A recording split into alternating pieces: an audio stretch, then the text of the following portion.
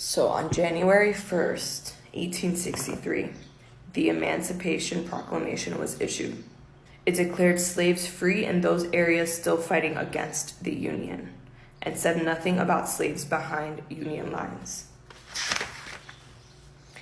The London Spectator wrote concisely, "The principle is not that a human being cannot justly own another, but that he cannot own him unless he is loyal to the United States."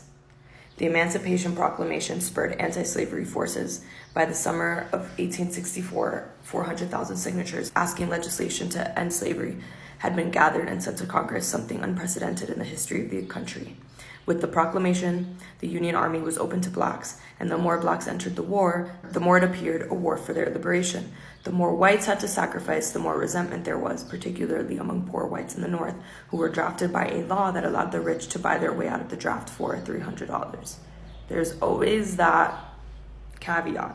You could buy your way out. And so the draft riots of 1863 took place, uprisings of angry whites in northern cities, their targets not the rich, far away, but the blacks, near at hand. It was an orgy of death and violence. A black man in Detroit described what he saw: a mob with kegs of beer on wagons, armed with clubs and bricks, marching through the city, attacking black men, women, and children. He heard one man say, "If we got to be killed up for Negroes, then we kill everyone in this town."